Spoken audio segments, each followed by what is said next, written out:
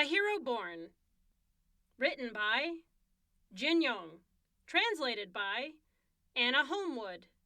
Copyright 1957.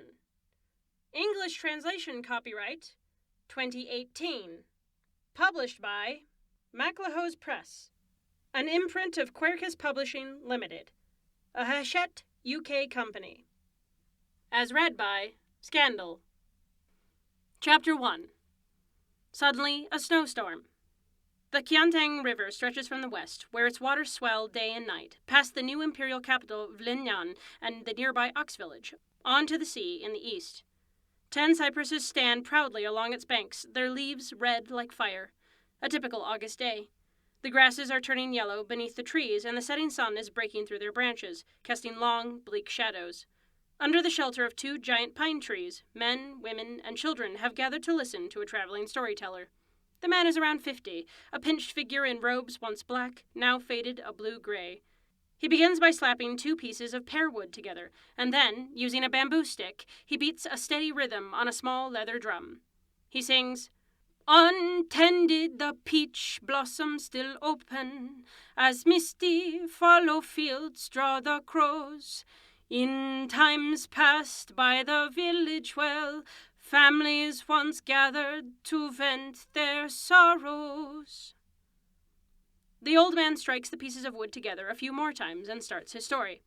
"This poem tells of villages where ordinary people once lived, raised by Jurchen tribes and turned to rubble. One such story concerns Old Man Yi, who had a wife, a son, and a daughter, but they were separated from one another by the invasion of the Jin. Years passed before they were reunited and could return to their village. After making the perilous journey back to Waishou, they arrived to discover their home had been burned to the ground by enemy forces, and they had no choice but to make for the old capital at Kaifeng." He sings, "The heavens unleash unexpected storms.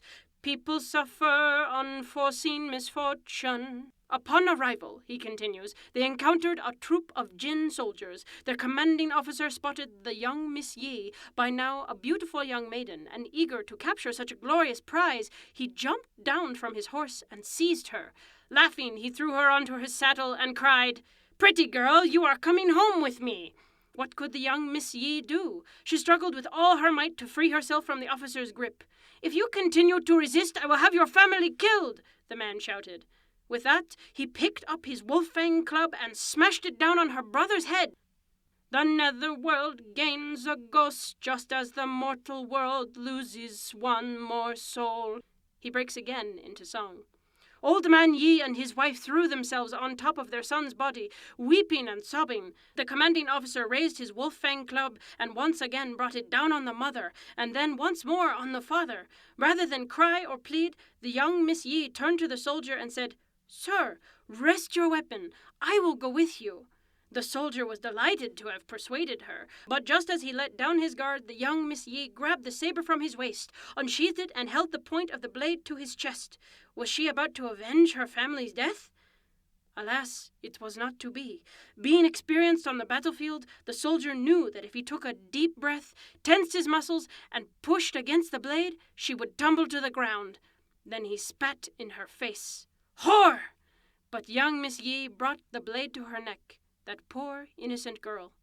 'A beauty made of flower and moon, and so was taken the sweetest soul that night.' He alternates between singing and speaking, all the while beating his drum with the bamboo stick. The crowd is entranced by the old man's words. They snarl with rage at the soldier's cruelty and sigh at the young girl's sacrifice.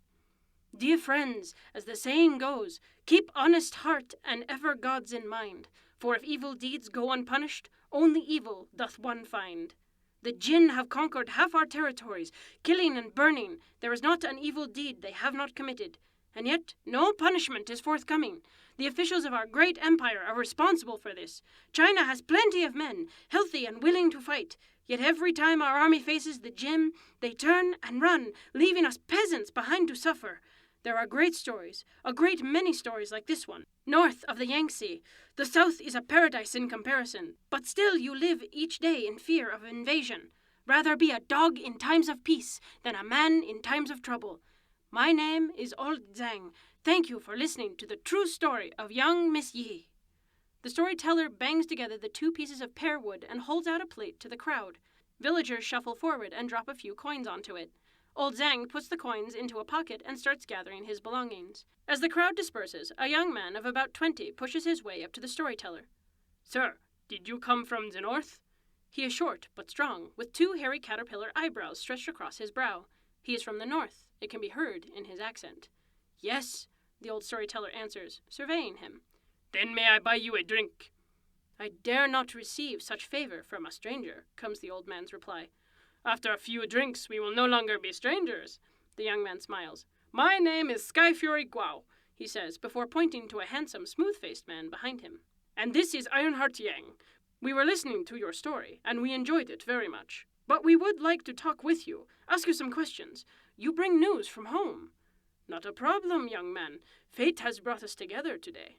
Skyfairy Guao leads the storyteller to the village's only tavern, and there they sit down. Kyo-san, the owner, hobbles to their table on his crutches and sets down 2 jugs of warmed rice wine, before returning to fetch snacks of broad beans, salted peanuts, dried tofu, and 3 salted eggs. Afterward, he sits down on a stool by the door and gazes out as the sun dips lower toward the horizon. Out in the yard, his young daughter is chasing chickens. Skyfairy Guao toasts the storyteller and pushes the simple snacks toward him. Here, please eat. Out in the countryside, we are only able to buy meat on the 2nd and 16th days of the month, so I'm afraid we have none tonight. Please forgive us. The wine is enough for me. From your accents, it seems that you are both from the north. We are from Shandong province, Yang replies. We came here 3 years ago after the Jin invaded our hometown. We fell in love with the simple life in the south, as well as the people, and stayed. You said before that the south is a paradise, with only fear of invasion to disturb the peace. Do you really think the Jin will cross the Yangtze? The old storyteller sighs. It is as if gold and silver covers the ground. Everywhere your eyes are met with beautiful women. Such is the richness and enchantment of the south compared to the north. There isn't a day that passes that the Jin do not think about invading. But the final decision lies not with the Jin, but with the Song Imperial Court and Linan. This surprises Skyfairy Guao and Ironheart Yang. Why do you say that? We Han Chinese outnumber the Jurchen by more than 100 to 1. If the imperial court decided to employ honest and loyal men, our great empire would prevail. With 100 of our men against 1 of their worthless soldiers, how could the Jin army win? The northern half of our country was handed to them by 3 generations of useless emperors, Huizong, Qinzong, and Gaozong. Grandfather to grandson, they all entrusted our country to corrupt officials who oppressed the common people and purged all the mighty generals who wished to fight the Jin. Such a beautiful land, and they gave it away. If the imperial court continues to fill its grand halls with corrupt officials, then they may as well kneel before the Jin and beg them to invade. Exactly! Sky Fury Guao slams his hand down on the table, rattling the bowls, plates, and chopsticks. Ironheart Yang notices their jug of wine is empty and orders another. The 3 men continue cursing and drinking as Kyo-san goes to fetch them yet more broad beans and tofu. Humph! Kyo-san snorts, placing the dishes on the table.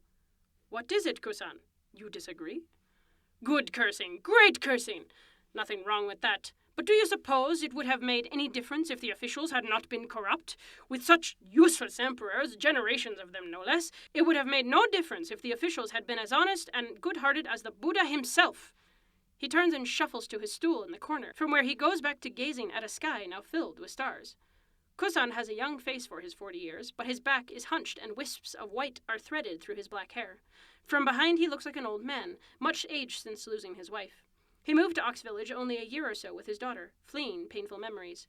The 3 men look at each other in silence, until presently the storyteller speaks. Yes, you are right. That is quite true. Bang! Skyfairy Guao slams his hand down on the table once again, this time knocking over a bowl of wine. Shameful! Disgraceful! How did these sorry excuses for men ever become emperor? Xiaosong succeeded Gaozong, the storyteller replies with renewed energy. And Guanzong succeeded him, and all the while the Jin have controlled half of China. Now Emperor Ningzong has succeeded Guanzong, and all he does is take orders from Chancellor Han. What is our future? It's hard to say. What do you mean? Cries Sky Fury Guao. We are in the countryside, not Linan. No one is going to cut your head off here. There is not a person in the whole of China who does not call Chancellor Han a crook. Now that the topic has moved on to current politics, the old storyteller is beginning to feel nervous and dares not speak straight from the heart as before. He downs another bowl of rice wine and says, Thank you, gentlemen, for the wine, But before I go, may I offer a modest word of advice? I know you are both passionate men, but still it is best to be cautious in both word and deed. This is the only way to avoid calamity. With things as they are, the best we normal folk can hope to do is muddle along. Ah, it is just like the old song.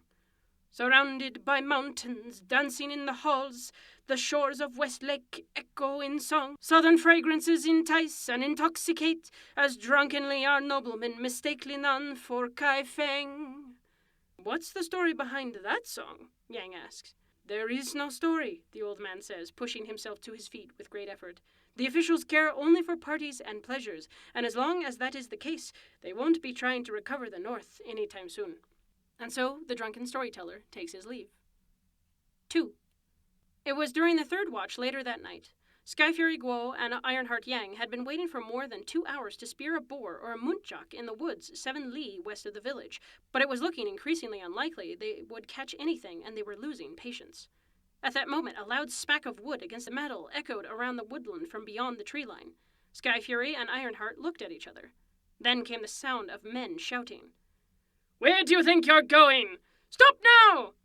A shadow had entered the woods and was running in their direction. The moonlight caught a man's robes, and Guo and Yang were able to make him out. It was Kyo-san.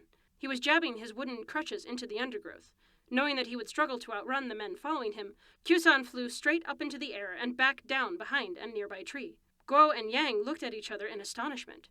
Kyo-san practices martial arts? By now, Kyo-san's pursuers had reached the edge of the woods. There were 3 of them, and they stopped, whispered something to each other, and began to walk towards Guo and Yang. They were dressed in military clothing, and each carried a saber, their blades flashing a cold green in the moonlight. Damned cripple! We could see you! Come out and surrender! Kyo-san stood utterly still behind his tree. The men were waving their weapons like machetes, swinging and chopping through the straggly bushes, slowly edging closer. Just then, thump! Kyo-san thrust his right crutch out from behind the tree, hitting one of the men squarely in the chest and sending him lurching backward with a yelp. Startled, the other 2 men waved their blades in the direction of the tree. Using his right crutch for leverage, Kyo-san flew up to the left, dodging the flailing blades and thrusting his other crutch in one man's face. The man tried to block the crutch with his saber, but Kyo-san pulled back and swung his right crutch at the other man's stomach. Though he needed the crutches to support himself, he wielded them with speed and elegance. A saber cut into Kyo-san's bundle, ripping the cloth and spilling its contents all over the forest floor. Taking advantage of the distraction, Kyo-san smashed his crutch down on one man's head, knocking him to the ground. Terrified, the last soldier turned to run. Kyo-san reached between the folds of his robe, and with a sharp flick of his wrist, hurled something at him as he fled. It glinted an inky black as it sailed through the air, drawing a curve and landing on the back of the soldier's head with a dull thud. The man howled and dropped his saber, his arms waving wildly. He fell forward as if in slow motion, and landed in a crumpled heap on the ground. His body spasmed twice, and then he was still. Guo and Yang watched, their hearts thumping, hardly able to catch their breath. He just killed government officials. It's punishable by death, Guo gasped. If he sees us, he'll kill us too, to keep us quiet.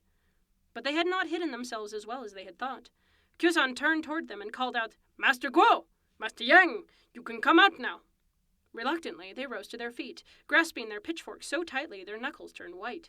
Yang looked at his friend and then took 2 steps forward. Master Yang, Kyo-san said with a smile, your family spear technique is famous throughout our land, but in the absence of a spear, a pitchfork will have to do. Your best friend Guo, however, prefers to fight with a double halberd. The pitchfork doesn't fit his skills. Such friendship is rare. Yang felt exposed. Kyo-san had all but read his mind. Master Guo, Kyo-san continued, let's imagine you had your double halberd with you. Do you think together you could beat me? Guo shook his head. No, we couldn't. We must have been blind not to have noticed you were a fellow practitioner of the martial arts. A master, even. I don't even have full use of my legs. How can I be considered a master? Kyo-san shook his head and sighed.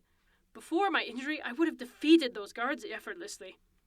Guo and Yang glanced at each other, not sure how to respond. Would you help me bury them? Kyo-san continued. They looked at each other again, and nodded. The 2 men did their best to dig a large hole using their pitchforks. As they were burying the last body, Yang noticed the black round object sticking out of the back of the dead man's head. Yang tugged at it and succeeded in pulling it out. He had seen one of these before, a steel Taoist 8 trigram disc. He wiped the blood onto the dead man's uniform and handed it back to Kyo-san. My sincerest gratitude. Q-san took the 8-trigram disc and put it back inside his robe. He then spread his outer robe on the ground and started to gather his belongings. Guo and Yang finished shoveling soil into the makeshift grave, and then turned to look at Q-san's collection, which included 3 scrolls, as well as several shiny metal trinkets.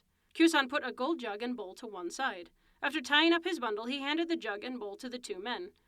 I stole these from the royal palace at Linan. The emperor has done enough harm to the peasants. It's not really a crime to take something back. Consider these a gift from me. Neither man moved. Are you afraid to accept them, or is it that you don't want them? We did nothing to deserve such gifts, Guo replied. That's why we can't accept them. As for tonight, you don't have to worry about a thing, Brother Q. Your secret is safe with us. Ah, Q-san scoffed. Why should I be worried? I know all about you. Why else would I let you walk away alive? Master Guo, you are the descendant of Prosperity Guo, one of the heroes of the marshes of Mount Liang. You are skilled in the use of halberd, as taught to you in accordance with your family's customs. Only your halberd is short rather than long, and has 2 blades instead of 1. Master Yang, your ancestor is Triumph Yang, one of the commanders who served under the beloved General Yue. You are both descended from 2 of this country's most loved and respected patriots. When the Jin army conquered the north, you began wandering the lakes and rivers of the south, practicing your martial arts. It was then that you became brothers in arms. Together, you moved here to Ox Village. Am I right so far? The 2 men nodded, astounded by the detail of Q-san's knowledge. Your ancestors, Prosperity Guo and Triumph Yang, were both rebels before they swapped sides to fight for the Song Empire, Q-san continued. Both stole from the government, which was in turn stealing from its own people. So tell me, are you going to accept my gifts or not? We are most grateful. Thank you, Yang said as he reached out to receive them. Back home, Q-san said, slinging his bundle over his shoulder. I got some excellent things tonight, he continued as the 3 men picked their way between the trees and out of the woods. 2 paintings by Emperor Huizong and a scroll of his calligraphy. He may have been a useless emperor, but his skills with the brush were quite superb. Once home, Guo and Yang buried their gold and made no mention of the night's antics to their wives. This preview has been created for you by Lizen Scandal Lit. Please like, comment, and subscribe for more quality book previews. Thank you.